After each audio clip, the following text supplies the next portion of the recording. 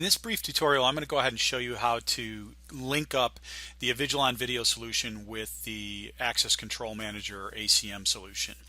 It's very simple to do on the computer that you have or server that you're running ACC on. You're going to go ahead and download the VidProxy software from Avigilon, and once you have that downloaded, you just simply browse to it. There are a set of instructions that come with it. You should read those before you get started, and you're going to launch the install tool for the VidProxy. It's a pretty simple tool. It's a very easy installation wizard. You just simply click through the process, and when it's complete, I'll show you some configuration settings and so forth. So boots up, go ahead and hit next, accept the terms and conditions, hit next again, next one more time. Maybe you want to change some of this. Go ahead and hit next, hit save, and that's it. It's finished. So the install is very quick. Doesn't take a whole lot to do. What this does is install a service on the computer that will be called the Avigilon VidProxy. You want to make sure that's set to automatic and that it is started.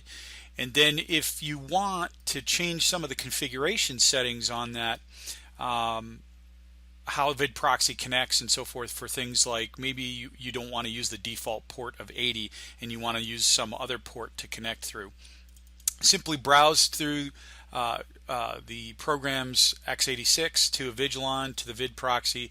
You'll see a tool in there called Avigilon vidproxy.exe.config. You're going to go ahead and open that up, and you'll see right here on this line where it points to what port it's going to connect to. If I want to change that to a different port, I can go ahead and do that here, save that change, and it'll now connect for that port. So I'm going to leave mine at 80 for now. Go ahead and close that out, and then switch over to my Access Control Manager. I'm going to go ahead and log into ACM.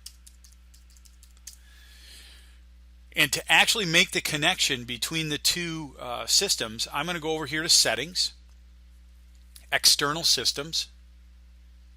I'm going to choose the tab called Avigilon. I'm going to say I want to add a new Avigilon server.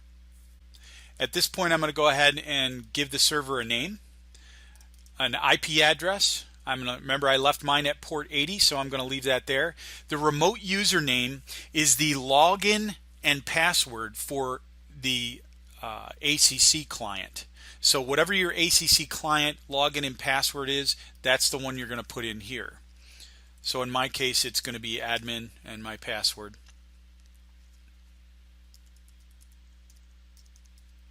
And then the local username is the actual username and password for the ACM client, which in this case is also admin and my password. Hit save. It's going to go ahead and go through the process. It's going to make the connection between ACM and ACC, and once it does that, it's going to start grabbing the list of cameras that are available for linkage to alarm events and so forth.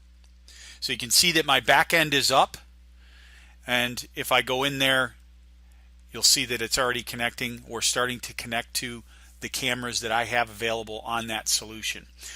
It takes a minute or two, depending on where it's located, how it's connecting, to actually pull the list of cameras. I only have 5 cameras connected to my system, so it went ahead and pulled all 5 of those cameras up. And at this point, I'm all done doing the linkage and installation between the two. The next step is for me to link that to specific alarm events for, say, doors, inputs, etc.